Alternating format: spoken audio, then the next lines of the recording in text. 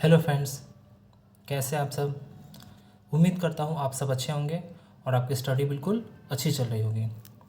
तो फ्रेंड्स, आज की इस वीडियो में डिस्कस करेंगे इसरो के URSC 2024 के टेक्नीशियन बी के टर्नर, प्लम्बर, फीटर, मशीनिस्ट और वेल्डर के क्वेश्चंस के बारे में डिस्कस करेंगे।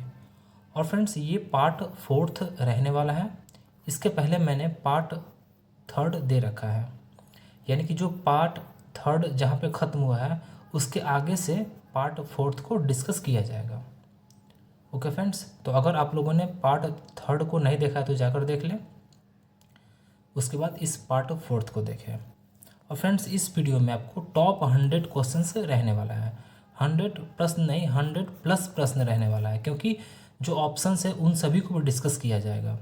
तो 100 प्रश्न तो रहेगा ही रहेगा, साथ में जो ऑप्शंस है उन सभी को भी डिस्कस किया जाएगा। इसीलिए ये 100 प्लस क्वेश्चंस इसमें रहने वाला है।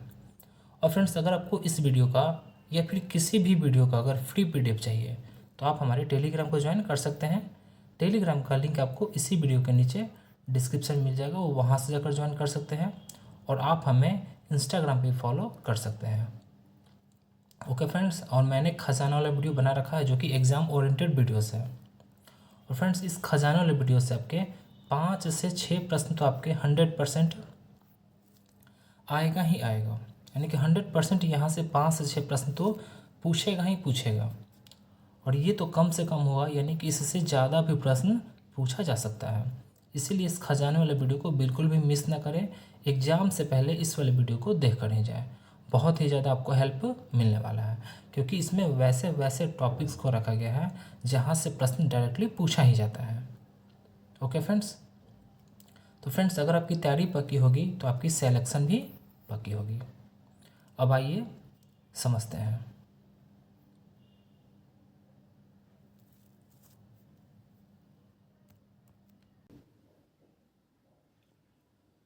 तो अगला क्वेश्चन है क्वेश्चन नंबर 101।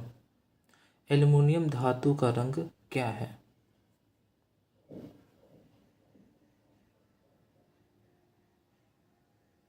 तो इसका राइट आंसर हो जाएगा ऑप्शन बी, यानी कि वाइट, यानी कि सफ़ेद। यानी कि जो एल्युमिनियम होता है, ये जो एल्युमिनियम जो धातु है इसका रंग कैसा होता है? तो सफ़ेद होता है। अब आइए एल्युमिनियम के बारे में कुछ पॉइंट्स को डिस्कस कर लेते हैं। तो जो एल्युमिनियम जो होता है उसको किसी से रिप्रेजेंट करते हैं तो Al से लिखते हैं। और जो एल्युमिनियम होता है इसका जो एटॉमिक नंबर जो होता है, एटॉमिक नंबर वो कितना होता है? तो वो होता है 13 होता है। ओके फ्रेंड्स, एक बार और देख लेते हैं कि जो एल्युमिनियम है उसको Al से डिनोट करते हैं, यानी सूचित करते हैं, और इसका एटॉमिक नंबर 13 होता है। तो आपको समझ में आ गया होगा। अब आइए अगला जो प्रश्न है उसको भी डिस्कस कर लेते हैं। अगला क्वेश्चन है question number 102। Grinding wheel 32A 46H 8B के विनिर्देश में H क्या दर्शाता है?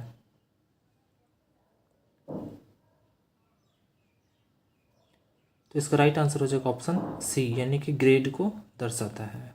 यानी कि जो H जो है वो ग्रेड को दर्शाता है। अगला क्वेश्चन है क्वेश्चन नंबर 103। क्यों प्रिसीजन उपकरण इनवार स्टील के बने होते हैं? तो इसका राइट आंसर हो जाएगा ऑप्शन डी, यानी कि विस्तार का कम गुणांक के कारण। अगला क्वेश्चन है क्वेश्चन नंबर 104। ड्रिल के बिंदु कोण को कौन तय करता है?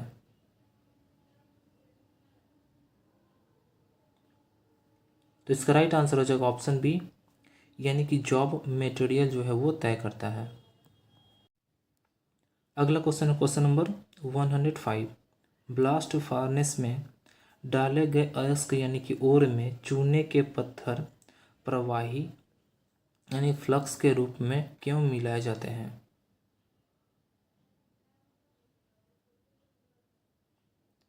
तो इसका राइट आंसर हो जाएगा ऑप्शन ए, यानी कि मोल्टर स्लैग बनाने के लिए उसमें मिलाए जाते हैं। और फ्रेंड्स, कुछ पॉइंट्स को डिस्कस कर लेते हैं। तो जो ब्लास्ट फार्नेस जो होता है, ब्लास्ट फार्नेस इससे क्या उत्पादन होता है, तो इससे पिग आयरन जो होता है वो उत्पादन होता है। और जो क्यूपोला जो फार्नेस होता है, इससे क्या उत्पादन होता है, तो कास्ट आयरन का उत्पादन होता है। यानी कि ब्लास्ट फार्नेस से पिग आयरन और जो क्यूपोला जो फार्नेस है इससे कास्ट आयरन का उत्पादन होता है। तो ये भी अब दोनों पॉइंट्स सबको याद रहना चाहिए। अगला क्वेश्चन है क्वेश्चन नंबर 106। कौन से माइक्रोमीटर में निहाई यानी कि एनविल्स को आंतरिक रूप से बदलने का प्रावधान होता है?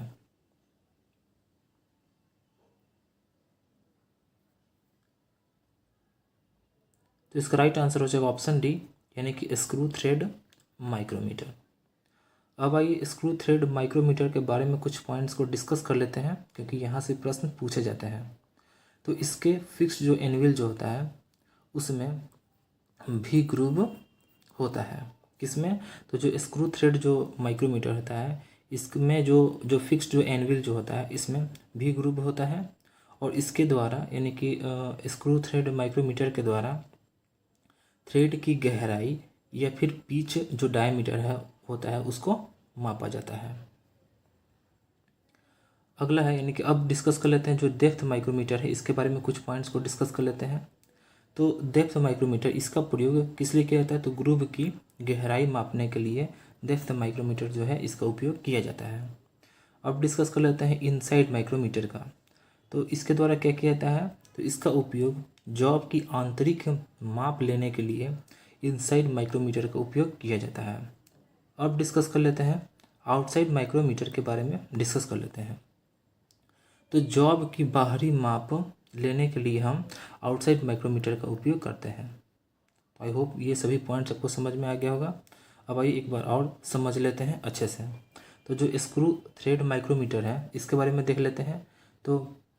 तो इसके फिक्स जो एनविल जो होता है वो भी ग्रुप का बना होता है। और इसके द्वारा यानी कि स्क्रू थ्रेड माइक्रोमीटर के द्वारा इसके द्वारा हम क्या करते हैं, तो थ्रेड की गहराई या पिच डायमीटर जो है उसको मापा जाता है। और जो डेप्थ माइक्रोमीटर इसके द्वारा क्या करते हैं, तो इसके द्वारा ग्रुप जो होता है उसकी गहराई को मापा जाता है। अगला इनसाइड माइक्रोमीटर, तो इसके द्वारा क्या किया जाता है, तो इसके द्वारा जो जॉब होता है उसके जो आंतरिक जो माप है उसको लेने के लिए हम इनसाइड माइक्रोमीटर का उपयोग करते हैं। और आउटसाइड माइक्रोमीटर का उपयोग किस लिए करते हैं, तो जॉब जो होता है उसके बाहरी माप लेने के लिए हम आउटसाइड माइक्रोमीटर का उपयोग करते हैं। तो आई होप ये सभी पॉइंट्स आपको समझ में आ गया होगा। आइए अगला जो प्रश्न है उसको भी डिस्कस कर लेते हैं।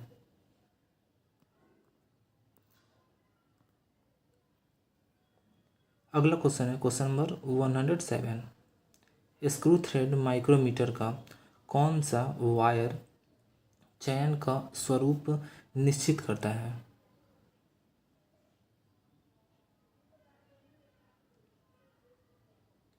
तो इसका राइट आंसर हो जाएगा ऑप्शन बी, यानी कि type of thread and pitch, यानी कि चूड़ी का प्रकार और पिच।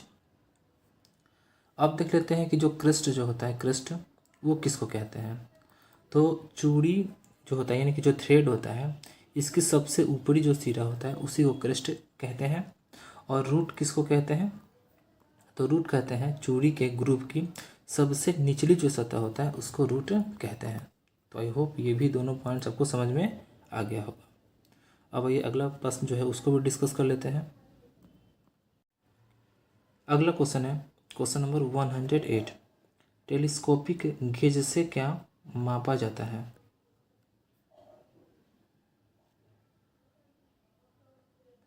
तो इसका राइट आंसर हो जाएगा ऑप्शन डी, यानी कि size of holes, slots and recesses को मापा जाता है। किससे? तो टेलीस्कोपिक गेज से। अब आइए जो टेलीस्कोपिक जो गेज है इसके बारे में कुछ पॉइंट्स को डिस्कस कर लेते हैं। तो यह अधिक गहराई तक माप लेने में इसका उपयोग किया जाता है, यानी कि अधिक गहराई में माप जब लेना है तो हम टेलीस्कोपिक गेज का उपयोग करते हैं। अगला है कि ये जो टेलीस्कोपिक गेज है ये कैसा मापी यंत्र है, यानी कैसा औजार है, तो ये अप्रत्यक्ष यानी कि अप्रत्यक्ष मापी औजार है टेलीस्कोपिक गेज। तो आई होप ये दोनों पॉइंट सबको समझ में आ गया हो कि जो टेलीस्कोपिक गेज है यह अधिक गहराई तक माप लेने में हम इसका उपयोग करते हैं, टेलीस्कोपिक गेज का, और ये अप्रत्यक्ष मापी औजार है।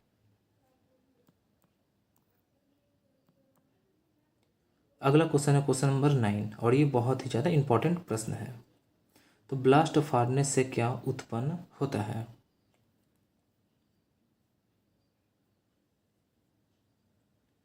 तो इसका राइट आंसर हो जाएगा ऑप्शन ए, यानी कि पिग आयरन। यानी कि जो ब्लास्ट फार्नेस होता है इससे पिग आयरन का उत्पादन होता है। यानी कि ब्लास्ट फार्नेस से, अब कुछ पॉइंट्स को डिस्कस कर लेते हैं, क्योंकि अगर ये ना देखे कोई दूसरा पूछा जाए तो आपका आंसर क्या होगा। तो ब्लास्ट फार्नेस से पिग आयरन जो है इसका उत्पादन होता है। और जो क्यूपोला जो फार्नेस होता है, क्यूपोला फार्नेस, इससे किस चीज़ का उत्पादन होता है? तो जो कास्ट आयरन है इसका उत्पादन होता है। किससे? तो क्यूपोला फार्नेस से जो कास्ट आयरन है इसका उत्पादन होता है। और रॉट आयरन, तो जो पुडलिंग जो फार्नेस होता है, पुडलिंग फार्नेस, उससे रॉट आयरन का निर्माण होता है। यानी कि एक बार और समझ लेते हैं कि जो ब्लास्ट फार्नेस है इससे पिग आयरन का उत्पादन होता है। जो क्यूपोला जो फार्नेस है इससे कास्ट आयरन का उत्पादन होता है। और जो पुडलिंग जो फार्नेस है इससे रॉट आयरन का उत्पादन होता है। और जो रॉट आयरन होता है वो सबसे शुद्ध किस्म का लोहा होता है, जिसमें 99.8% तक लगभग लोहा पाया जाता है। तो आई होप आपको ये पॉइंट सभी समझ में आ गया होगा। अब आइए अगला जो प्रश्न है उसको डिस्कस कर लेते हैं। अगला क्वेश्चन है क्वेश्चन नंबर 110। टेलीस्कोपिक गेज के साथ न्यूनतम आयाम क्या माप सकता है?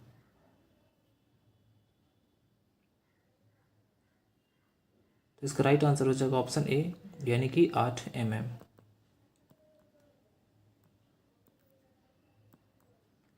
अगला क्वेश्चन है क्वेश्चन नंबर 111।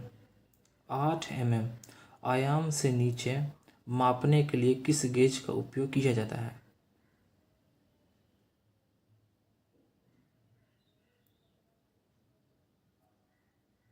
तो इसका राइट आंसर हो जाएगा ऑप्शन बी, यानी कि स्मॉल होल गेज, यानी छोटा छेद गेज का उपयोग किया जाता है।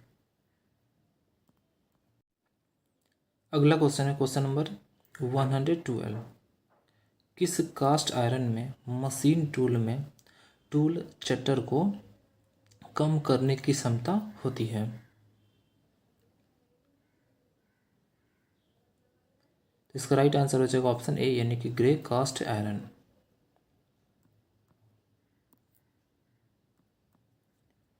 अगला क्वेश्चन है क्वेश्चन नंबर 113। इस फीट का नाम क्या है? यानी फिगर देखकर बताना है कि कौन सा फीट दर्शा रहा है।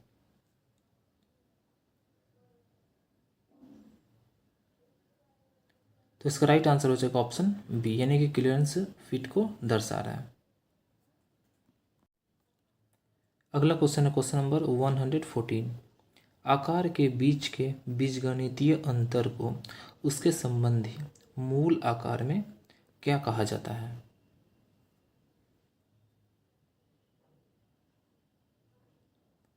तो इसका राइट आंसर हो जाएगा ऑप्शन बी, यानी कि ऑपर डेविएशन कहा जाता है, यानी कि ऑपर विचलन कहा जाता है। अब आइए जो विचलन है इसके बारे में डिस्कस कर लेते हैं, आखिर विचलन कहते हैं किसको है। तो अवयव की, ध्यान से सुनिएगा फ्रेंड्स, कि किसी अवयव की वास्तविक साइज तथा मूल साइज के अंतर को ही क्या कहते हैं? तो विचलन कहते हैं। और जो विचलन जो होता है ये पॉजिटिव यानी कि धनात्मक, निगेटिव यानी कि ऋणात्मक, शून्य यानी कि जीरो, तीनों में हो सकता है।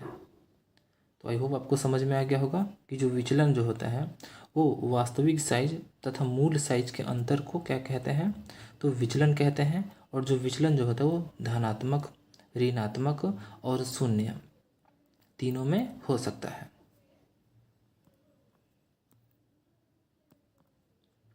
अगला क्वेश्चन है क्वेश्चन नंबर 115। घटक आकार की अपर लिमिट क्या होगी?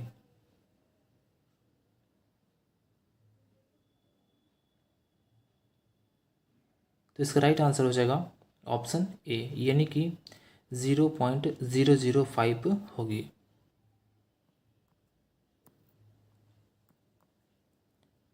अगला क्वेश्चन है क्वेश्चन नंबर 116। दो मेटिंग भागों के बीच के संबंध के लिए उपयुक्त शब्द क्या है?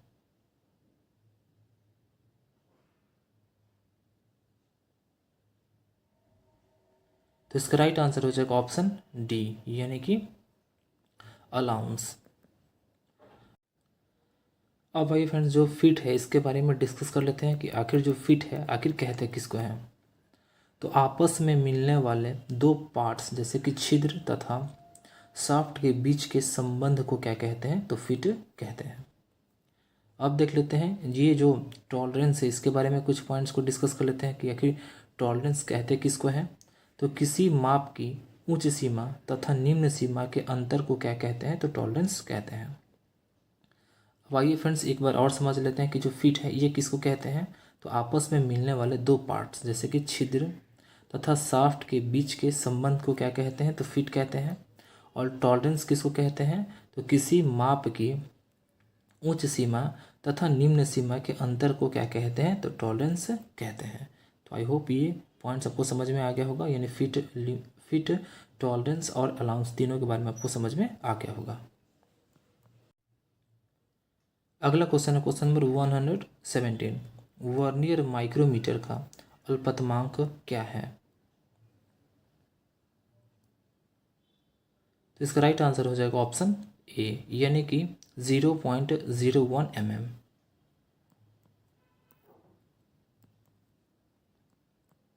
अगला क्वेश्चन है क्वेश्चन नंबर 118। इस टूल का नाम क्या है? यानी कि ये जो फिगर में देख रही है कौन सा टूल है, इसका क्या नाम है वो आपको बताना है। तो इसका राइट आंसर हो जाएगा ऑप्शन सी, यानी कि हाफ राउंड स्क्रैपर है।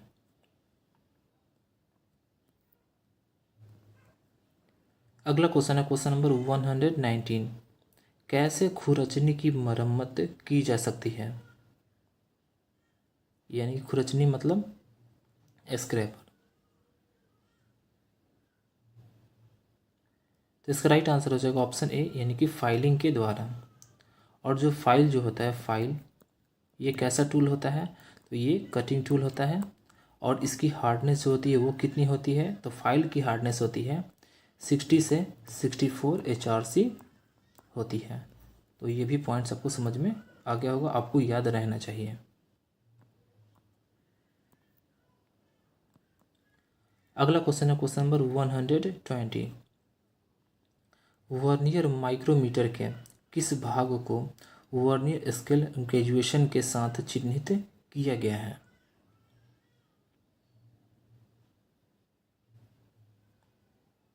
तो इसका राइट आंसर हो जाएगा ऑप्शन डी, यानी कि बैरल। तो अगला क्वेश्चन है क्वेश्चन नंबर 121। स्क्रू थ्रेड के प्रभावी व्यास को मापने के लिए किस उपकरण का उपयोग किया जाता है?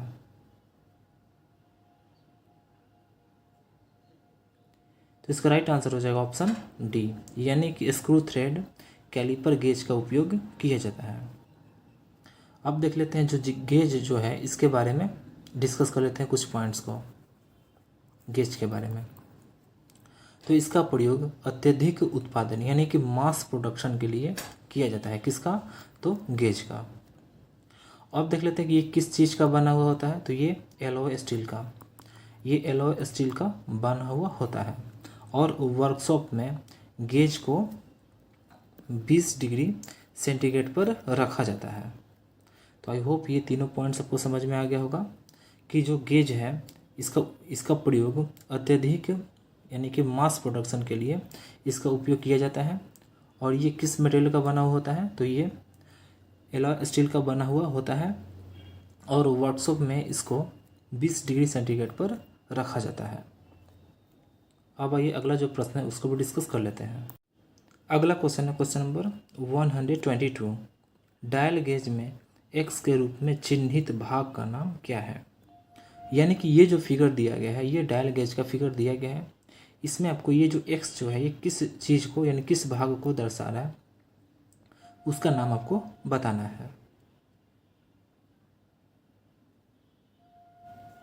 तो इसका राइट आंसर हो जाएगा ऑप्शन सी, यानी कि पॉइंटर को दर्शाता है। अगला क्वेश्चन है क्वेश्चन नंबर 123। रीमर का उपयोग क्या है?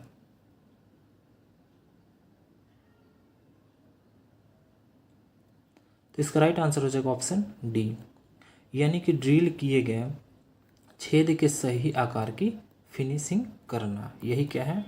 तो जो रीमर है इसका उपयोग है। अब देख लेते हैं जो रीमर है इसके बारे में कुछ पॉइंट्स को डिस्कस कर लेते हैं। तो ये जो रीमर होता है ये किस मटेरियल का यानी किस चीज़ का बना हुआ होता है? तो ये हाई कार्बन स्टील या हाई स्पीड स्टील का बना हुआ होता है। अगला देख लेते हैं इसका पॉइंट। तो अधिक मात्रा में उत्पादन के लिए कार्बाइड टिप वाले रीमर का भी प्रयोग किया जाता है।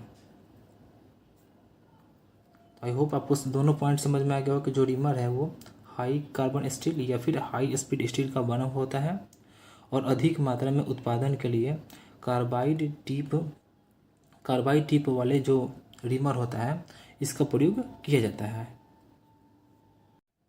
अगला क्वेश्चन है क्वेश्चन नंबर 124।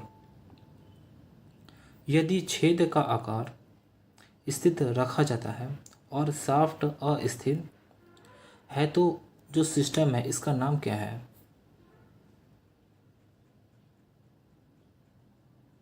तो इसका राइट आंसर हो जाएगा ऑप्शन सी, यानी कि होल बेसिक साइज।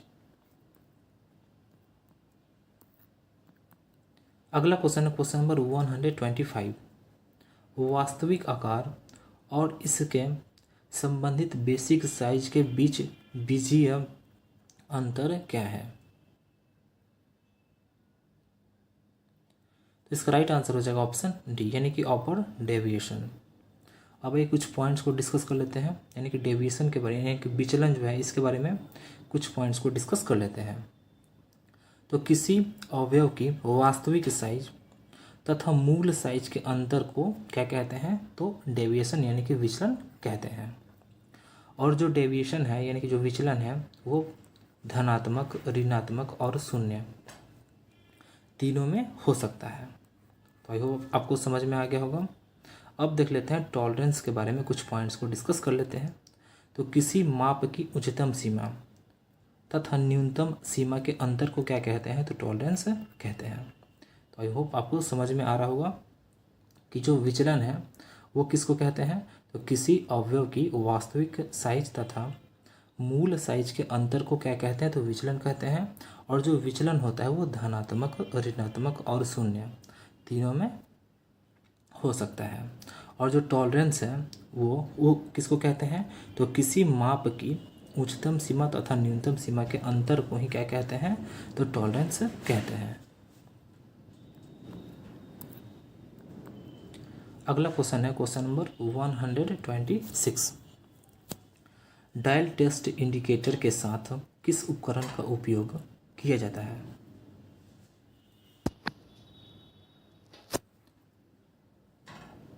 तो इसका राइट आंसर हो जाएगा ऑप्शन सी, यानी कि टूल रेस्ट का उपयोग किया जाता है। अब देख लेते हैं जो डायल टेस्ट इंडिकेटर जो है इसके बारे में कुछ पॉइंट्स को डिस्कस कर लेते हैं। तो इसकी शुद्धता दो चीज़ों में देख लेते हैं। जैसे कि ब्रिटिश प्रणाली में इसकी शुद्धता कितने होता है? तो वो होता है 0.001 इंच होता है। और जो मीट्रिक प्रणाली में इसकी शुद्धता क्या होती है? तो 0.01 mm होती है। और ये जो डायल टेस्ट इंडिकेटर है ये दो प्रकार का होता है, यानी कि ये दो टाइप होता है इसके। कौन कौन सा होता है? एक होता है प्लंजर टाइप होता है और एक जो होता है वो लीवर टाइप होता है। तो आई होप आपको समझ में आ गया हो कि जो डायल टेस्ट इंडिकेटर है ये ब्रिटिश प्रणाली में इसकी शुद्धता होती है 0.001 इंच होती है और मीट्रिक प्रणाली में इसकी जो शुद्धता होती है वो होती है 0.01 mm होता है। और इसकी दो टाइप होती है, कौन कौन सा? तो एक होता है प्लंजर टाइप होता है और एक होता है लीवर टाइप होता है। तो आई होप ये भी पॉइंट्स आपको समझ में आ गया होगा। तो अगला क्वेश्चन भी डिस्कस कर लेते हैं। अगला क्वेश्चन है क्वेश्चन नंबर 127। छोटे व्यास के छिद्रों और छेद के किनारों को डिबग करने के लिए किस खुरचनी का उपयोग किया जाता है?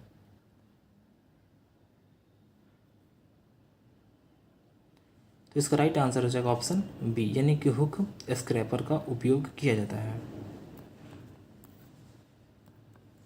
अगला क्वेश्चन है क्वेश्चन नंबर 128। बड़े बियरिंग की सतह को खुरचने के लिए किस सतह का उपयोग किया जाता है?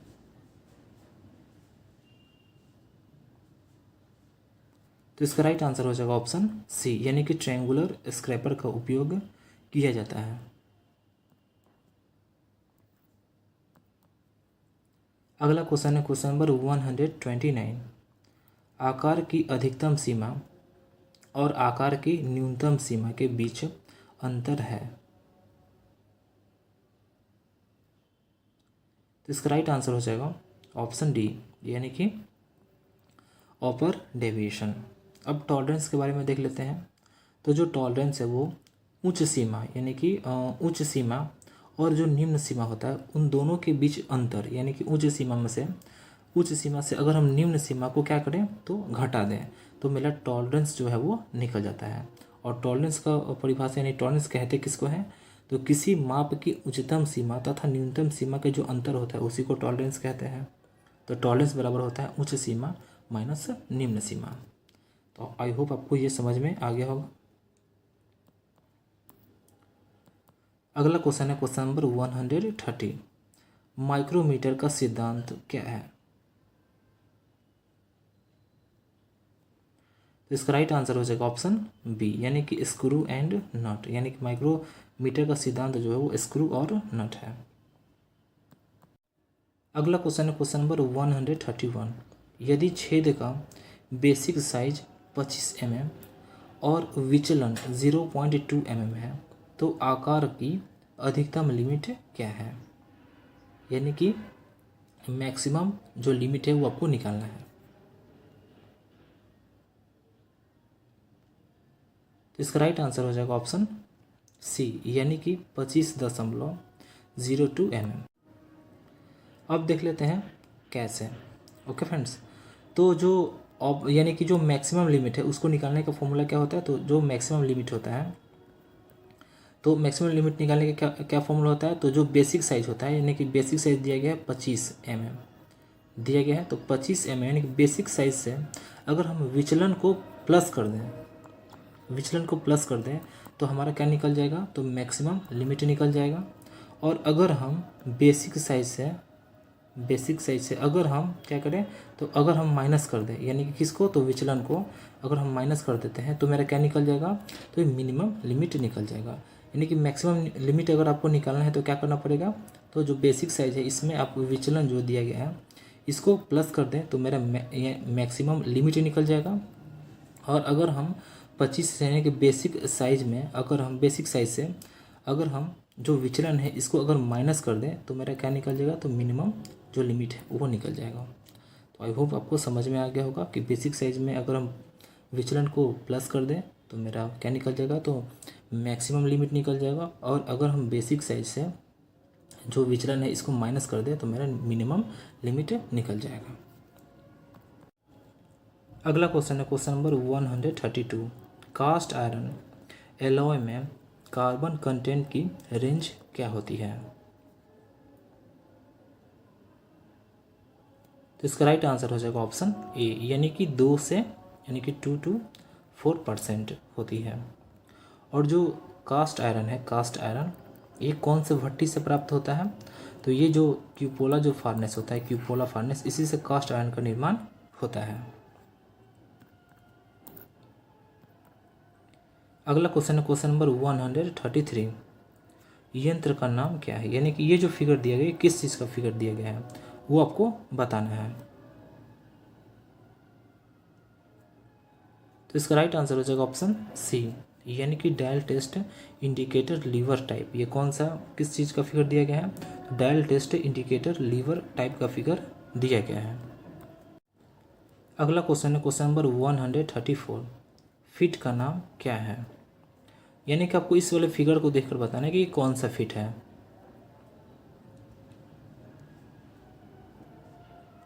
तो इसका राइट आंसर हो जाएगा ऑप्शन सी, यानी कि क्लियरेंस फिट। ये कौन सा फिट है, तो ये क्लियरेंस फिट दिया गया है।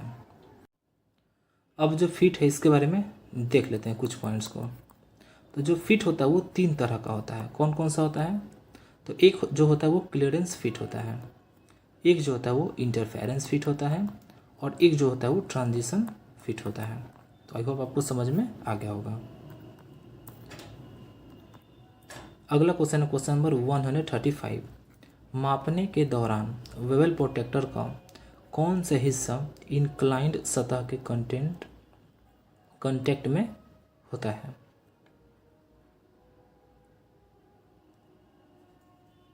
तो इसका राइट आंसर हो जाएगा ऑप्शन सी, यानी कि ब्लेड। अगला क्वेश्चन है क्वेश्चन नंबर 136। आकार की अधिकतम सीमा और आकार की न्यूनतम सीमा के बीच अंतर को कौन सा शब्द दर्शाता है? तो इसका राइट आंसर हो जाएगा ऑप्शन बी, यानी कि टॉलरेंस। अगला क्वेश्चन है क्वेश्चन नंबर 137। किस प्रकार का फिट में होल का टॉलरेंस क्षेत्र शाफ्ट के टॉलरेंस क्षेत्र के नीचे है? तो इसका राइट आंसर हो जाएगा ऑप्शन बी, यानी कि क्लियरेंस फिट में। अगला क्वेश्चन है क्वेश्चन नंबर 138। कौन सा शब्द वास्तव आकार और इसके संबंधी मूल आकार के बीच बीजीय अंतर को इंगित करता है? तो इसका राइट आंसर हो जाएगा ऑप्शन डी, यानी कि लोअर डेविएशन। अगला क्वेश्चन है क्वेश्चन नंबर 139। टूल का नाम क्या है? यानी कि इस वाले फिगर को देखकर बताना है कि कौन सा टूल है।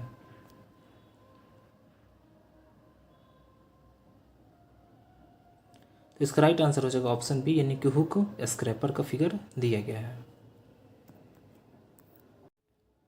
अगला क्वेश्चन है क्वेश्चन नंबर 140।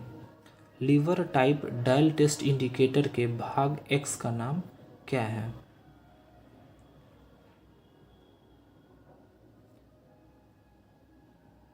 तो इसका राइट आंसर हो जाएगा ऑप्शन सी, यानी कि स्टाइलस।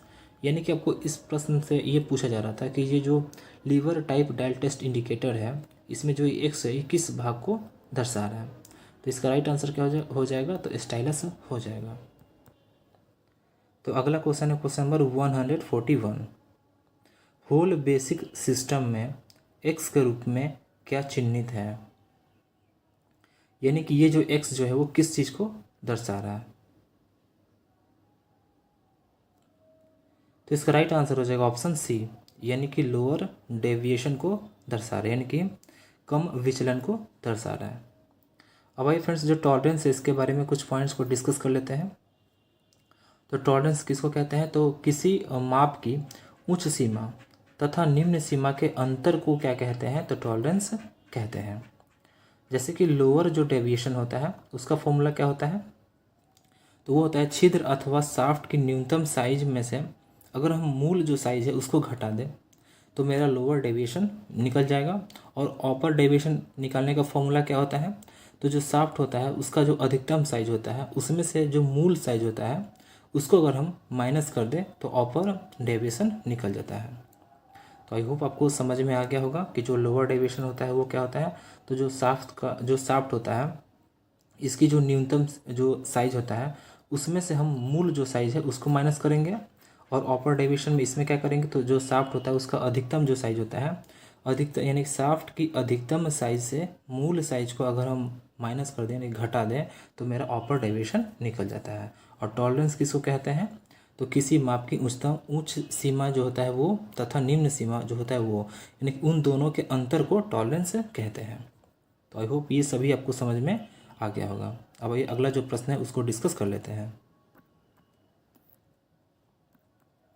अगला क्वेश्चन है question number 142। Countersink head screw का कोण कितना है? तो इसका राइट आंसर हो जाएगा ऑप्शन बी, यानी कि 90 डिग्री। अगला क्वेश्चन है क्वेश्चन नंबर 143। ब्लास्ट फर्नेस से प्राप्त उत्पाद क्या है? तो इसका राइट आंसर हो जाएगा ऑप्शन ए यानी कि पिग आयरन। यानी कि जो ब्लास्ट फार्नेस जो होता है, इससे जो पिग आयरन है उसका निर्माण होता है यानी कि उत्पादन होता है। और जो क्यूपोला जो फार्नेस होता है, क्यूपोला फार्नेस, इससे कास्ट आयरन का उत्पादन होता है। और जो पुडलिंग जो फार्नेस होता है, पुडलिंग फार्नेस, इससे जो रॉट आयरन होता है, रॉट आयरन, इसका उत्पादन होता है। और जो रॉट आयरन है ये शुद्ध किस्म का लोहा होता है जिसमें 99.8% पाया जाता है लोहा। अगला क्वेश्चन है क्वेश्चन नंबर 144। फीट का प्रकार क्या है यदि अधिकतम आकार का होल न्यूनतम आकार के शाफ्ट से बड़ा है? तो इसका राइट आंसर हो जाएगा ऑप्शन सी यानी कि क्लियरेंस फीट।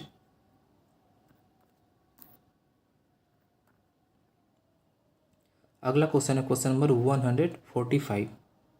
डायल परीक्षण संकेत यानी कि डायल टेस्ट इंडिकेटर में एक्स के रूप में चिन्हित भाग का नाम क्या है? यानी कि ये जो एक्स है, एक्स जो है ये किस चीज़ को दर्शा रहा है? और ये जो फिगर दिया गया है ये किसका दिया गया है? तो डायल टेस्ट इंडिकेटर का फिगर दिया गया है। तो इसका राइट आंसर हो जाएगा ऑप्शन सी यानी कि बैक प्लग को दर्शा रहा है। अगला क्वेश्चन है क्वेश्चन नंबर 146। नरम धातु के लिए स्क्रैपर को पकड़ने का कोण क्या होता है? तो इसका राइट आंसर हो जाएगा ऑप्शन डी यानी कि 20 डिग्री होता है। अब कुछ पॉइंट्स को डिस्कस कर लेते हैं, जैसे कि पंच के बारे में डिस्कस कर लेते हैं। तो जो प्रिक पंच होता है, प्रिक पंच, उसका कोण कितना होता है? तो वो 30 डिग्री का होता है। जो सेंटर पंच होता है इसका कितना होता है डिग्री? तो 90 डिग्री का होता है। और जो डॉट पंच होता है इसका कितना होता है कोण? तो 60 डिग्री का होता है। यानी कि प्रिक पंच 30 डिग्री का होता है, सेंटर पंच 90 डिग्री का होता है, डॉट पंच 60 डिग्री का होता है। आई होप आपको ये याद हो गया होगा। अगला क्वेश्चन है क्वेश्चन नंबर 147। एक्स के रूप में चिन्हित क्या है? यानी कि ये जो एक्स जो है वो किस चीज़ को दर्शा रहा है, ये आपको बताना है।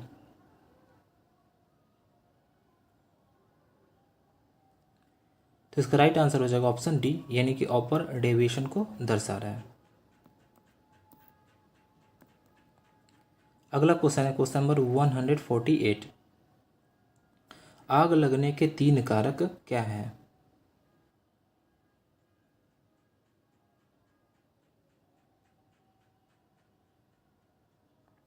तो इसका राइट आंसर हो जाएगा ऑप्शन ए यानी कि फ्यूल, हीट, ऑक्सीजन, यानी कि ईंधन, ऊष्मा और ऑक्सीजन, यही 3 कारक है आग लगने का। अगला क्वेश्चन है question number 149। Cast iron alloy में कार्बन कंटेंट की रेंज क्या होती है? तो इसका राइट आंसर हो जाएगा ऑप्शन ए यानी कि 2 से 4% होती है।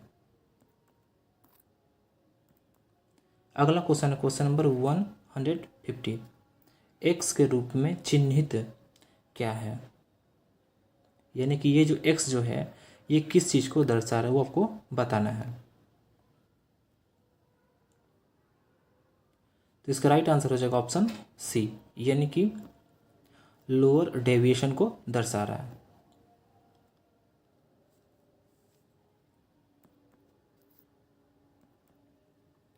अगला क्वेश्चन है question number 151। Dial test indicator की रीडिंग किस हिस्से से प्राप्त करते हैं? तो इसका राइट आंसर हो जाएगा ऑप्शन बी यानी कि एनिविल से प्राप्त करते हैं। अगला क्वेश्चन है क्वेश्चन नंबर 152। इस ऑपरेशन का नाम क्या है? यानी कि इस फिगर में जो देख रहे हैं ऑपरेशन, इसका नाम बताना है कि कौन सा ऑपरेशन हो रहा है।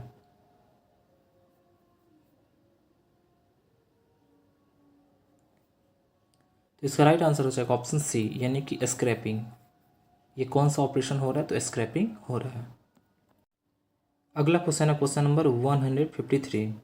बड़ी सपाट सतह के मध्य भाग को खुरचने के लिए किस खुरचनी का उपयोग किया जाता है? तो इसका राइट आंसर हो जाएगा ऑप्शन सी, यानी कि ट्रायंगल स्क्रैपर, यानी कि त्रिभुज खुरचनी का उपयोग किया जाता है।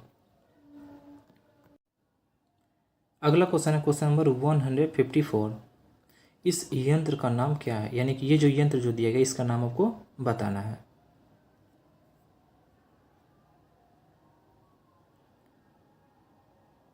तो इसका राइट आंसर हो जाएगा ऑप्शन ए, यानी कि स्क्रू पिच गेज। अब ये कुछ पॉइंट्स को डिस्कस कर लेते हैं जो आउटसाइड माइक्रोमीटर है, इसके बारे में डिस्कस कर लेते हैं। तो जॉब की बाहरी माप लेने के लिए इसका उपयोग किया जाता है, किसका? तो आउटसाइड माइक्रोमीटर का। अगला इसका पॉइंट है, इससे अधिकतम 100 mm तक माप, यानी कि 100 mm तक की दूरी माप सकते हैं, किसके द्वारा? तो आउटसाइड माइक्रोमीटर के द्वारा। और अब देख लेते हैं कि जो मीट्रिक आउटसाइड माइक्रोमीटर है, मीट्रिक आउटसाइड माइक्रोमीटर है, इसकी जो स्लीव होती है इस पर बने सबसे छोटे डिवीज़न का जो मान होता है वो कितना होता है? तो 0.50 mm होता है। अब आइए एक बार और अच्छे से समझ लेते हैं कि जो आउटसाइड जो माइक्रोमीटर होता है इसका प्रयोग जॉब की बाहरी माप लेने के लिए इसका उपयोग करते हैं, और इससे अधिकतम 100 mm की दूरी मापी जा सकती है। और जो मीट्रिक आउटसाइड माइक्रोमीटर होता है, मीट्रिक आउटसाइड माइक्रोमीटर, इसकी स्लीव पर बने सबसे छोटे डिवीज़न का जो मान होता है वो कितना होता है? तो 0.50 mm होता है। तो आई होप ये सभी पॉइंट्स आपको समझ में आ गया होगा। अब आइए अगला जो प्रश्न है उसको डिस्कस कर लेते हैं। अगला क्वेश्चन है क्वेश्चन नंबर 155। ग्रेजुएशन डायल पर पॉइंटर के द्वारा आकार में छोटा बदलाव को मैग्नीफाई के लिए कौन से उपकरण है?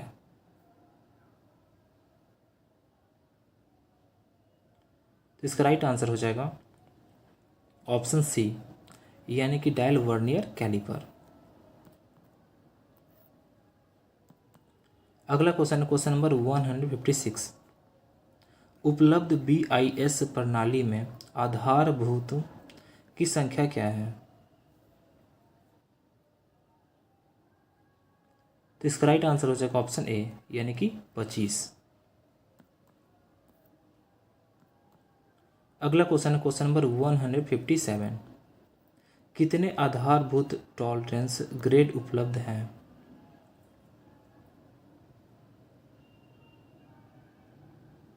तो इसका राइट आंसर हो जाएगा ऑप्शन ए, यानी कि 18 ग्रेड।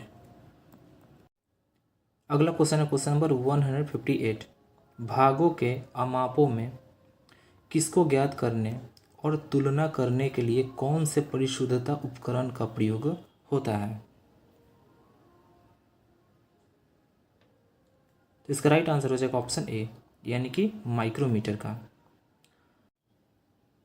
अब जो माइक्रोमीटर है इसके बारे में कुछ पॉइंट्स को डिस्कस कर लेते हैं, यहाँ से प्रश्न पूछे जाते हैं। तो इससे फिनिश शाफ्ट के व्यास की जांच करते हैं, यानी कि जो फिनिश्ड जो शाफ्ट है इसके व्यास की जांच करते हैं, किसके द्वारा? तो माइक्रोमीटर के द्वारा।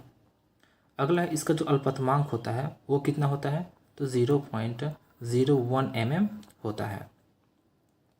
अगला है इसका जो एनविल होता है, यानी माइक्रोमीटर का जो एनविल होता है वो किस चीज़ का बना हुआ होता है? तो हाई कार्बन स्टील का बना हुआ होता है या फिर टंगस्टन कार्बाइड का बना हुआ होता है। अब आइए एक बार और समझ लेते हैं कि जो माइक्रोमीटर होता है इससे फिनिश जो शाफ्ट जो होता है शाफ्ट, इसके व्यास जो होता है इसकी जांच करते हैं, और इसका जो अल्पतमांक जो होता है वो 0.01 mm होता है, और इसका जो एनविल होता है वो हाई कार्बन स्टील या टंगस्टन कार्बाइड का बना हुआ होता है। तो आई होप आपको समझ में आ गया होगा। अगला क्वेश्चन है क्वेश्चन नंबर 159। लीवर वर्ग के डायल टेस्ट इंडिकेटर में कौन सी मैकेनिज्म काम आती है? तो इसका राइट आंसर हो जाएगा ऑप्शन सी, यानी कि लीवर एंड स्क्रॉल। अगला क्वेश्चन है क्वेश्चन नंबर 160। थोक उत्पादन में कौन सा कंपैरेटर प्रयुक्त होता है? तो इसका राइट आंसर हो जाएगा ऑप्शन सी, यानी कि इलेक्ट्रॉनिक्स।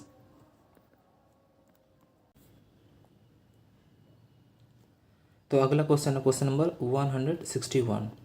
भागों के अंतर जोड़ियों को नापने के लिए कौन से गेज का उपयोग होता है? तो इसका राइट आंसर हो जाएगा ऑप्शन बी, यानी कि टेपर रिंग गेज का उपयोग होता है। अब हम कुछ पॉइंट्स को डिस्कस कर लेते हैं, जैसे कि थ्रेड रिंग गेज है, इसके बारे में कुछ पॉइंट्स को डिस्कस कर लेते हैं। जैसे कि इसका प्रयोग बाहरी चूड़ी के रूप और आयामी सटीकता की जांच करने के लिए किया जाता है। किसका? तो थ्रेड रिंग गेज का। अगला है थ्रेड प्लग गेज। तो थ्रेड प्लग गेज के बारे में कुछ पॉइंट्स को भी डिस्कस कर लेते हैं। तो इसका प्रयोग यानी कि थ्रेड प्लग गेज का प्रयोग अंदरूनी यानी कि आंतरिक चूड़ी के रूप और आयामी सटीकता की जांच करने के लिए किया जाता है। यानी कि एक बार और फिर से देख लेते हैं कि जो थ्रेड रिंग गेज है इसका प्रयोग कहाँ करते हैं? तो इसका प्रयोग बाहरी चूड़ी के रूप और आयामी सटीकता की जांच करने के लिए करते हैं। और जो थ्रेड प्लग गेज है इसका प्रयोग आंतरिक चूड़ी के रूप और आयामी सटीकता की जांच करने के लिए किया जाता है। तो आई होप आपको समझ में आ गया होगा। अब अगला जो प्रश्न है उसको डिस्कस कर लेते हैं। अगला क्वेश्चन है क्वेश्चन नंबर 162। कौन सा चरम स्वीकृत अमाप है जिसके भीतर ऑपरेटर से भाग बनाने की आकांक्षा रखी जाती है? तो इसका राइट आंसर हो जाएगा ऑप्शन सी, यानी कि नॉमिनल साइज। अब हम जो एक्चुअल जो साइज है यानी कि वास्तविक जो अमाप है इसके बारे में डिस्कस कर लेते हैं कुछ पॉइंट्स को। तो वास्तविक साइज एक निर्मित भाग पर मापा गया आयाम है। अगला क्वेश्चन है क्वेश्चन नंबर 163। उत्पादन के बाद भाग के वास्तविक अमाप को क्या कहा जाता है? तो इसका राइट आंसर हो जाएगा ऑप्शन डी, यानी कि मिनिमम साइज कहा जाता है। अगला क्वेश्चन है क्वेश्चन नंबर 164 और ये बहुत ही ज़्यादा इम्पॉर्टेंट है। तो आरेख में विमा यानी कि डायमेंशन को 25 ± 0.02 mm कहा जाता है। टॉलरेंस क्या होगा, यानी कि आपको टॉलरेंस बताना है। तो इसका राइट आंसर हो जाएगा ऑप्शन सी, यानी कि 0.04 mm। अब देख लेते हैं कैसे। तो पहले देख लेते हैं जो टॉलरेंस होता है, टॉलरेंस बराबर क्या होता है? तो टॉलरेंस बराबर होता है उच्च सीमा माइनस निम्न सीमा। ये इसका फॉर्मूला होता है किसका? तो टॉलरेंस का। तो उच्च सीमा कैसे निकलेगा और निम्न सीमा, इन दोनों के बारे में डिस्कस कर लेते हैं। तो ये जो दिया गया है डायमेंशन यानी कि 25 ± 0.02 mm जो दिया गया है, तो अगर हम 25 में से 0.02 mm को अगर घटा दें यानी कि माइनस कर दें तो मेरा क्या निकल जाएगा? तो निम्न सीमा निकल जाएगा। तो यानी कितना हो जाएगा? अगर इसको आप माइनस करिएगा तो हो जाएगा 24.98 हो जाएगा mm। Okay friends. और इसका अगर आपको उच्च सीमा निकालना है, उच्च सीमा, तो क्या करना है? तो जो 25 है इसमें से आपको इस वाले यानी कि 0.02 को अगर आप प्लस कर देते हैं तो आपको उच्च सीमा निकल जाएगा। तो आप अगर प्लस मतलब करिएगा तो क्या आ जाएगा? तो इसका आ जाएगा उच्च सीमा जो आ जाएगा 25.02 mm आ जाएगा। यानी एक बार और फिर से समझ लेते हैं कि टॉलरेंस बराबर क्या होता है? तो उच्च सीमा माइनस निम्न सीमा होता है। उच्च सीमा कैसे निकलेगा? तो ये जो डायमेंशन जो दिया गया है यानी कि 25 में अगर हम 0.02 mm को अगर प्लस कर दें तो मेरा उच्च सीमा निकल जाएगा। और निम्न सीमा कैसे निकलेगा? तो इसी 25 से और 0.02 mm को अगर हम माइनस कर दें तो मेरा निम्न सीमा निकल जाएगा। अब हम क्या करेंगे? ये उच्च जो सीमा जो निकला हुआ है इसमें से अगर हम निम्न सीमा को माइनस कर दें तो मेरा टॉलरेंस निकल जाएगा। तो अगर आप माइनस करिएगा तो आपका आंसर क्या आ जाएगा? तो 0.04 mm आ जाएगा। ओके फ्रेंड्स, तो आई होप आपको समझ में आ गया होगा। ये फॉर्मूला आप अच्छे से याद रखिएगा कि टॉलरेंस बराबर होता है उच्च सीमा माइनस निम्न सीमा, और ये दोनों आपको उच्च सीमा और निम्न सीमा निकालने का तरीका आपको समझ में आ गया। ओके फ्रेंड्स, अगर फ्रेंड्स कोई डाउट होगा तो आप कमेंट बॉक्स में जाकर आप पूछ सकते हैं, यानी कमेंट कर सकते हैं। और फिर भी आपको समझ में नहीं आया तो इस वीडियो को थोड़ा सा पीछे ले जाकर, यानी कि थोड़ा सा पीछे जाकर इस वीडियो को फिर से, आप इस वीडियो को यानी इस प्रश्न को फिर से देख लें, आपको बिल्कुल समझ में आ जाएगा। ओके फ्रेंड्स, अब आइए जो अगला जो प्रश्न है उसको भी डिस्कस कर लेते हैं। अगला क्वेश्चन है क्वेश्चन नंबर 165। खरोंचते यानी कि स्क्रैपिंग के समय आप उभरे हुए स्थान को कैसे पहचानेंगे? तो इसका राइट आंसर हो जाएगा ऑप्शन सी, यानी कि कॉपर सल्फेट से पहचानेंगे। अगला क्वेश्चन है क्वेश्चन नंबर 166। आकार की दो सीमाओं में से कौन सा छोटा है? तो इसका राइट आंसर हो जाएगा ऑप्शन सी, यानी कि मिनिमम लिमिट ऑफ साइज, यानी कि आकार की न्यूनतम सीमा। अगला क्वेश्चन है क्वेश्चन नंबर 167। एक्स के रूप में चिन्हित खराद विनिर्देश का नाम क्या है? यानी कि ये जो एक्स है ये किस चीज़ को दर्शा रहा है वो आपको बताना है।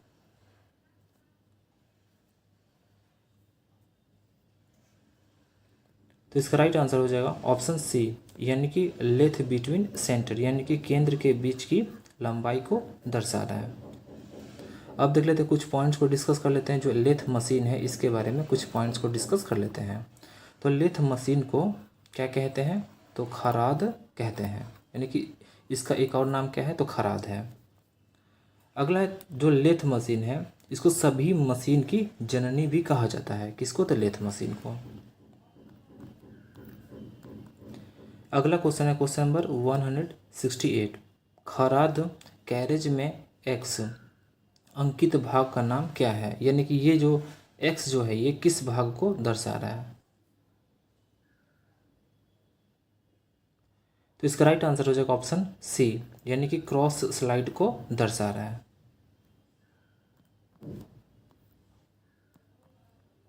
अगला क्वेश्चन है क्वेश्चन नंबर 169।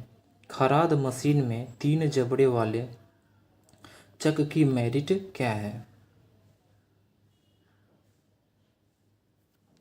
तो इसका राइट आंसर हो जाएगा ऑप्शन डी, यानी कि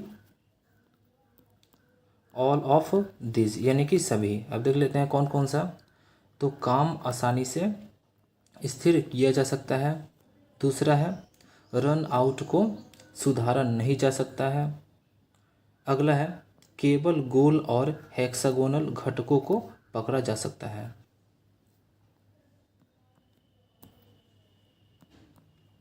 अगला क्वेश्चन है क्वेश्चन नंबर 170। एक्स चिन्हित भाग का नाम क्या है? यानी ये जो एक्स है वो किस भाग को दर्शा रहा है वो बताना है आपको।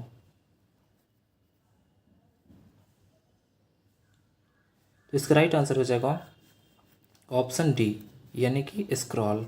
ये किस चीज़ को दर्शा रहा है? तो ये स्क्रॉल को दर्शा रहा है। अब इस भी कुछ पार्ट्स के नाम के बारे में डिस्कस कर लेते हैं। जैसे कि इस वाले भाग को क्या कहते हैं? इसको कहते हैं चक्की कहते हैं। क्या कहते हैं? चक्की। और इस ये क्या है? तो ये इसकी बॉडी है। और ये क्या है? तो ये जो है ये इंटरनल जॉ है। ओके फ्रेंड्स, और इसको क्या कहते हैं?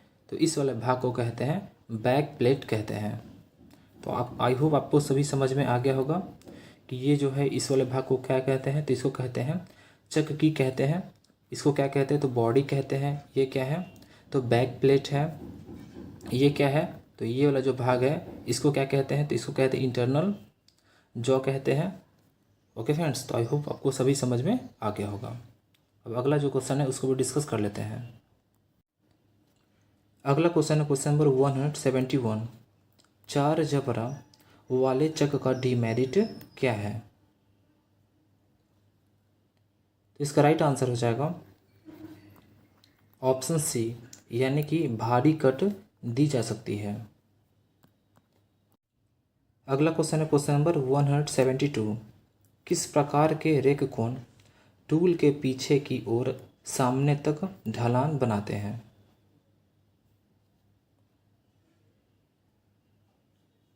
तो इसका राइट आंसर हो जाएगा ऑप्शन डी, यानी कि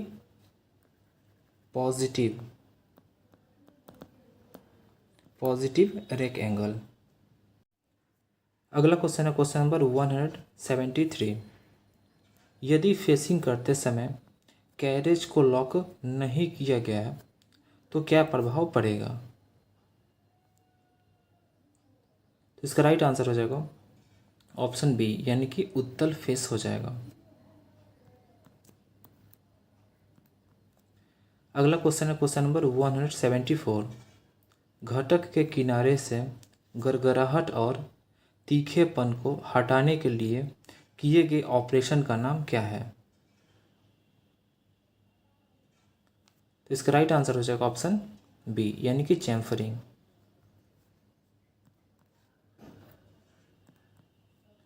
अगला क्वेश्चन है क्वेश्चन नंबर 175। चूड़ी के दोनों सतहों से जुड़ने वाली शीर्ष सतह को कहते हैं। तो इसका राइट आंसर हो जाएगा ऑप्शन बी, यानी कि क्रेस्ट कहते हैं।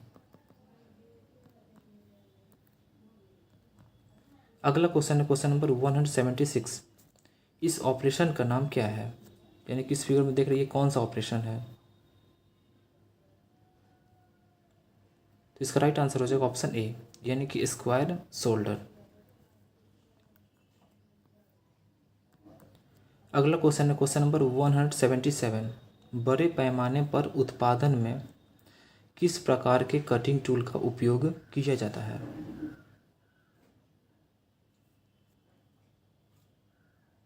तो इसका राइट आंसर हो जाएगा ऑप्शन सी, यानी कि थ्रो अवे टाइप टूल्स।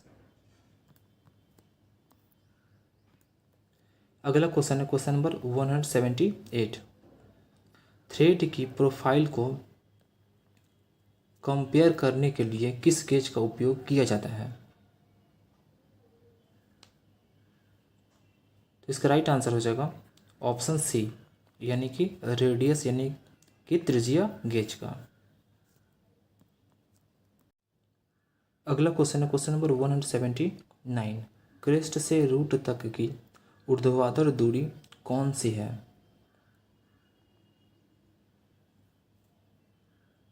इसका राइट आंसर हो जाएगा ऑप्शन डी, यानी कि डेप्थ यानी कि गहराई। अब देख लेते हैं जो लीड है इसके बारे में कुछ पॉइंट्स को डिस्कस कर लेते हैं।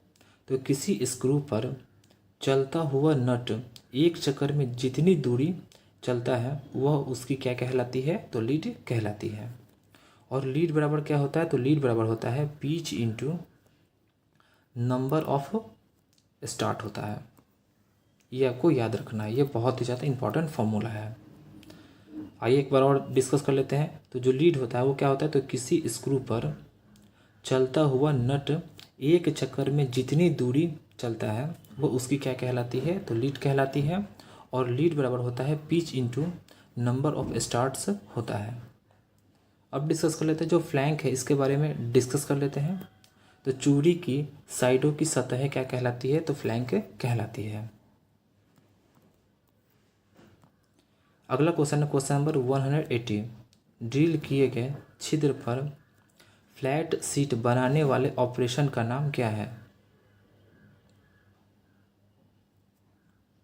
तो इसका राइट आंसर हो जाएगा ऑप्शन बी, यानी कि स्पॉट फेसिंग। तो अगला क्वेश्चन है क्वेश्चन नंबर 181। जंग के रोकथाम के लिए क्रोमाइजिंग प्रक्रिया के लिए आवश्यक तापमान क्या है? तो इसका राइट आंसर हो जाएगा ऑप्शन डी, यानी कि 1300 से 1400 डिग्री सेंटीग्रेड। अब हम जो क्रोमियम है इसके बारे में कुछ पॉइंट्स को डिस्कस कर लेते हैं, क्योंकि यहाँ से प्रश्न पूछे जाते हैं। तो जो क्रोमियम है इसको CR से डिनोट करते हैं, यानी कि कैपिटल C और स्मॉल r से डिनोट करते हैं किसको? तो क्रोमियम को। और इसका जो एटॉमिक जो नंबर होता है वो कितना होता है? तो वो होता है 24 होता है। तो आई होप आपको समझ में आ गया होगा। अब देख लेते हैं जो क्रोमियम है इसका गलनांक कितना होता है।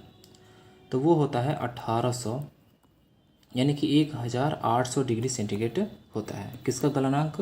तो क्रोमियम का गलनांक। तो आई होप ये सभी पॉइंट्स आपको समझ में आ गया होगा। अब आइए अगला जो प्रश्न है उसको भी डिस्कस कर लेते हैं।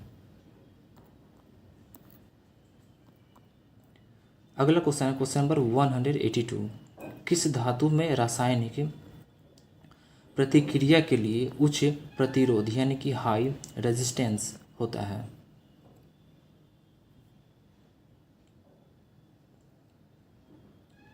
तो इसका राइट आंसर हो जाएगा ऑप्शन बी, यानी कि निकल, यानी कि निकेल में। अब देख लेते हैं जो निकेल होता है इसको किस चीज़ से सूचित करते हैं? तो इसको Ni से लिखते हैं, यानी सूचित करते हैं। और इसका जो एटॉमिक नंबर होता है वो कितना होता है? तो वो होता है 28 होता है। और इसका जो गलनांक जो होता है वो कितना डिग्री सेंटीग्रेड होता है? तो वो होता है 1453 डिग्री सेंटीग्रेड होता है, यानी कि 1453 डिग्री सेंटीग्रेड होता है। अब देख लेते हैं जो लेड है, यानी कि जो शीशा, यानी कि ये जो लेड है इसको किस चीज़ से सूचित करते हैं? तो इसको Pb से सूचित करते हैं, यानी कि Pb से लिखते हैं। और इसका जो एटॉमिक नंबर होता है वो कितना होता है? तो 82 होता है। ओके फ्रेंड्स, और इसका गलनांक वो कितना होता है? तो इसका गलनांक होता है 327, यानी कि 327 डिग्री सेंटीग्रेड होता है। अब देख लेते हैं जो ऑप्शन सी में दिया गया है तांबा, यानी कि कॉपर के बारे में। तो कॉपर को सूचित करते हैं Cu से लिखते हैं इसको, यानी कैपिटल C और स्मॉल u से। और इसका जो एटॉमिक नंबर है ये कितना होता है? तो वो होता है 29 होता है। और इसका गलनांक वो कितना होता है? तो इसका गलनांक जो है वो 1083 डिग्री सेंटीग्रेड होता है। ओके फ्रेंड्स, तो आई होप आपको समझ में आ रहा होगा। अगला है एल्युमिनियम। तो एल्युमिनियम को किस चीज़ से सूचित करते हैं? तो Al से लिखते हैं। और इसका जो एटॉमिक नंबर होता है वो कितना होता है? तो 13 होता है। और इसका जो गलनांक जो होता है वो कितना डिग्री सेंटीग्रेड होता है? तो वो होता है 648 डिग्री सेंटीग्रेड होता है। किसका? तो एल्युमिनियम का। तो आई होप आपको समझ में आ गया होगा। ये सभी जितने भी पॉइंट्स हैं ये सभी बहुत ही ज़्यादा इम्पॉर्टेंट है, क्योंकि गलनांक पूछा जाता है, इसीलिए मैंने सबका बता रखा है। अगला क्वेश्चन है क्वेश्चन नंबर 183। एक्स के रूप में चिन्हित भाग का नाम क्या है? यानी कि ये जो एक्स जो है वो किस चीज़ को दर्शा रहा है वो आपको बताना है।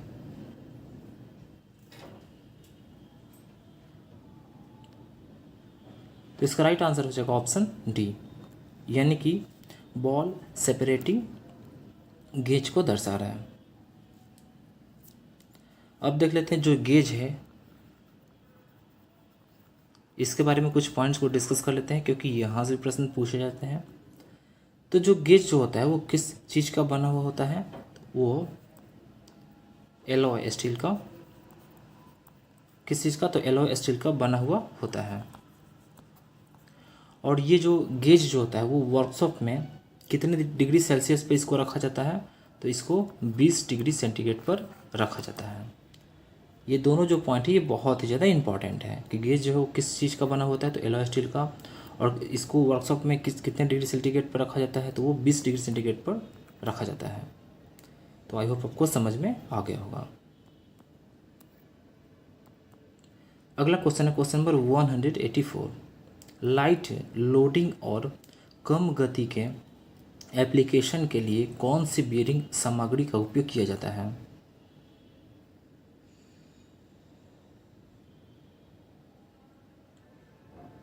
तो इसका राइट आंसर हो जाएगा ऑप्शन ए, यानी कि कास्ट आयरन का प्रयोग किया जाता है या उपयोग किया जाता है। अब एक कास्ट आयरन के बारे में कुछ पॉइंट्स को डिस्कस कर लेते हैं, क्योंकि यहाँ से प्रश्न बनते हैं। तो कास्ट आयरन में कार्बन का जो मात्रा होता है वो कितना से कितना होता है? तो 1.7% से 4.5% तक कार्बन की मात्रा इसमें होता है। किसमें? तो कास्ट आयरन में। दूसरा इसका पॉइंट जो है वो क्या है? तो यह धातु हार्ड तथा बहुत भंगुर यानी कि बहुत ब्रिटल होता है। तीसरा इसका पॉइंट क्या है? तो यह मेलिएबल और डक्टाइल नहीं होता है।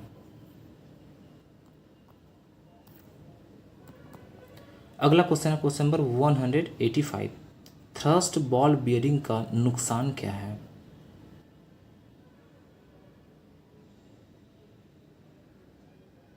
तो इसका राइट आंसर हो जाएगा ऑप्शन बी, यानी कि क्षैतिज एंड थ्रस्ट नहीं ले सकते। यही क्या है? तो इसका नुकसान है।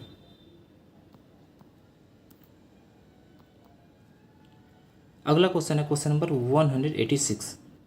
बॉल बियरिंग में क्यों गहरे ग्रूवेज वाले बॉल रेसेस प्रदान किए गए हैं?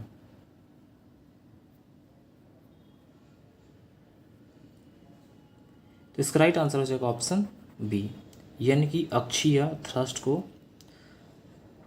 सहने के लिए।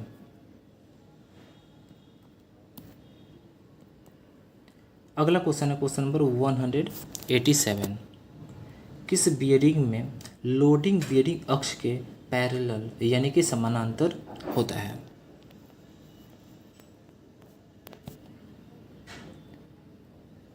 तो इसका राइट आंसर हो जाएगा ऑप्शन सी, यानी कि थ्रस्ट बियरिंग में।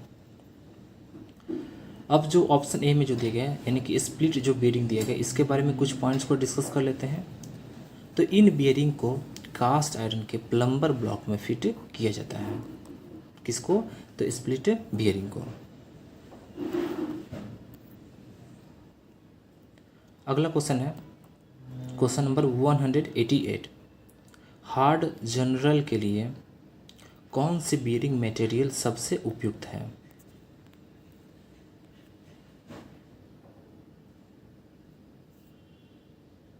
तो इसका राइट आंसर हो जाएगा ऑप्शन बी, यानी कि एल्युमिनियम एलॉय, यानी कि एल्युमिनियम मिश्र धातु। अगला क्वेश्चन है क्वेश्चन नंबर 189।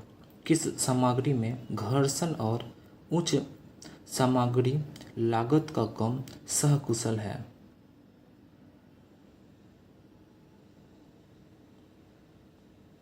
तो इसका राइट आंसर हो जाएगा ऑप्शन बी, यानी कि टेफ्लॉन। अगला क्वेश्चन है क्वेश्चन नंबर 190। उच्च अक्षीय थ्रस्ट लोड यानी कि हाई एक्सियल थ्रस्ट लोड लेने के लिए किस प्रकार की बेरिंग का उपयोग होता है?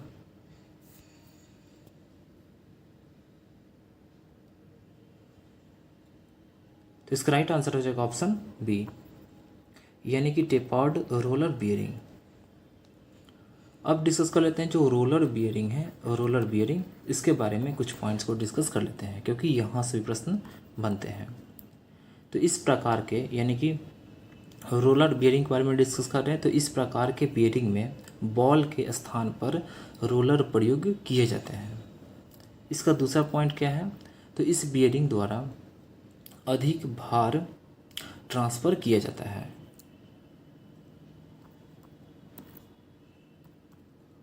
अगला क्वेश्चन है क्वेश्चन नंबर 191। इस बियरिंग का नाम बताएं, यानी कि आपको इस वाले फिगर को देखकर बताना है कि ये कौन सा बियरिंग है।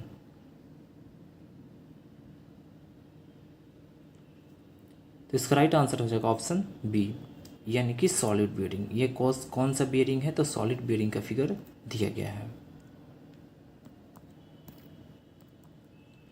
अगला क्वेश्चन है क्वेश्चन नंबर 192।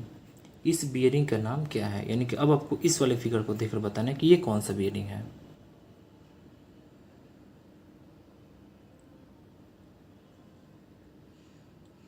तो इसका राइट आंसर हो जाएगा ऑप्शन सी, यानी कि थ्रस्ट बियरिंग। ये कौन सा बियरिंग है? तो थ्रस्ट बियरिंग का फिगर दिया गया है। अब जो ऑप्शन डी में जो दिया गया है यानी कि जनरल जो बियरिंग जो दिया गया है, इसके बारे में कुछ पॉइंट्स को डिस्कस कर लेते हैं। तो जनरल बियरिंग की पोजीशन जो है वो एल्टीट्यूड जो एंगल है इससे ज्ञात की जाती है। इसका दूसरा पॉइंट क्या है? तो इसका दूसरा पॉइंट है यह एक प्रकार का ठोस बियरिंग है। कौन? तो जनरल बियरिंग।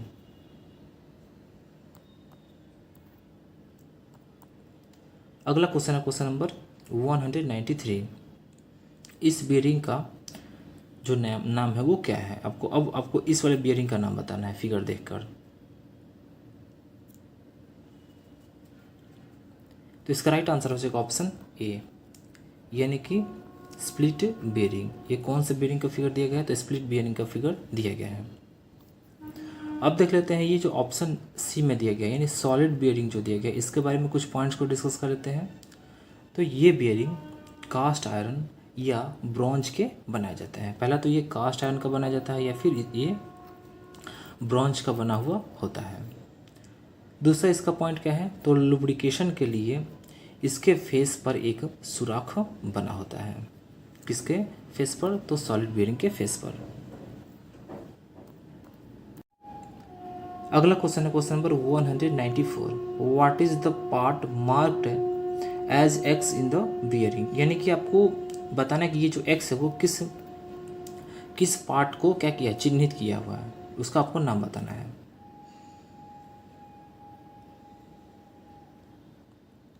तो इसका राइट आंसर हो जाएगा ऑप्शन बी, यानी कि बॉल केज को दर्शा रहा है। अब आइए इसके और भी जो पार्ट्स हैं इसके नाम के बारे में डिस्कस कर लेते हैं। तो इसका ये वाला जो पार्ट है, ये वाला, ये इसको क्या कहते हैं, तो इसको कहते हैं इनर रेस कहते हैं। ओके फ्रेंड्स, और इसके ये वाला जो पार्ट है इसको क्या कहते हैं, इसका नाम क्या है, तो इसको आउटर रेस कहते हैं या फिर आउटर रिंग कहते हैं। ओके फ्रेंड्स, और ये वाला जो है ये क्या है, तो ये बॉल को दर्शा रहा है, और ये जो एक्स है वो किस चीज़ को दर्शा रहा है, तो ये बॉल केज को दर्शा रहा है। तो आई होप आपको समझ में आ गया होगा। अगला क्वेश्चन है क्वेश्चन नंबर 195, किस प्रकार का बियरिंग का उपयोग बहुत भारी रेडियल भार के लिए किया जाता है।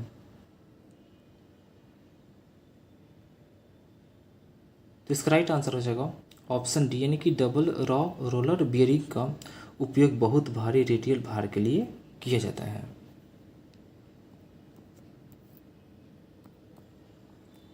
अगला क्वेश्चन है क्वेश्चन नंबर 196, किस प्रकार का बियरिंग अक्षीय थ्रस्ट के साथ साथ रेडियल भार उठाने के लिए बनाया गया है।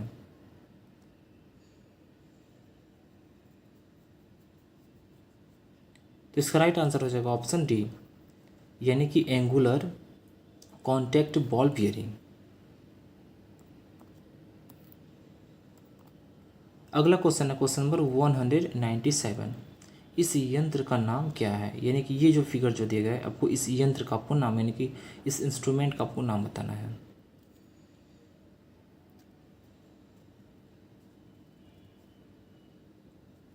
तो इसका राइट आंसर हो जाएगा ऑप्शन डी, यानी कि height gauge with slip gauge holder, यानी कि स्लिप गेज होल्डर के साथ हाइट गेज। अगला क्वेश्चन है क्वेश्चन नंबर 198, साइन बार के साथ जांच करते समय कौन त्रिभुज यानी कि ट्रायंगल का कर्ण बनाता है।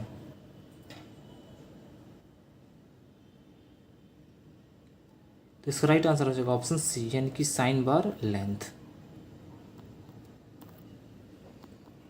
अगला क्वेश्चन है क्वेश्चन नंबर 199, किस प्रकार के बेरिंग धातु में स्वयं से स्नेहक होता है।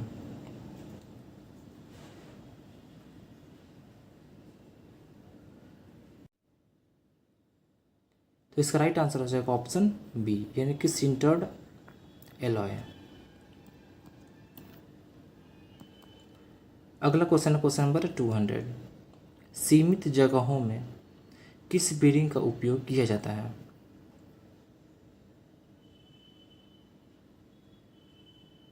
तो इसका राइट आंसर हो जाएगा ऑप्शन ए, यानी कि नीडल बेरिंग का उपयोग किया जाता है। तो फ्रेंड्स आज के लिए इतने ही। वीडियो कैसा लगा, अगर आपको वीडियो अच्छा लगा हो तो वीडियो को लाइक करें, चैनल को सब्सक्राइब करें और बेल आइकन को दबाएं ताकि कोई भी नोटिफिकेशन उसका मैसेज आपके पास सबसे पहले पहुंचे। और अगर आपको फ्री पीडीएफ चाहिए तो आप हमारे टेलीग्राम को ज्वाइन कर सकते हैं। टेलीग्राम का लिंक आपको इसी वीडियो के नीचे डिस्क्रिप्शन में मिल जाएगा, वहाँ से जाकर ज्वाइन कर सकते हैं। और अभी तक आप लोगों ने खजाना वाले वीडियो को नहीं देखा है तो जाकर देख लें, क्योंकि यहाँ से 100% कम से कम 5 से 6 प्रश्न तो यहीं से पूछे ही जाएंगे, यानी कि ये तो कम से कम है, इससे ज़्यादा भी प्रश्न पूछा जा सकता है। इसीलिए इस वाले वीडियो को देखना बिल्कुल भी ना भूलें, एग्ज़ाम से पहले इस वाले वीडियो को देख कर ही जाएं। Okay friends, thanks for watching.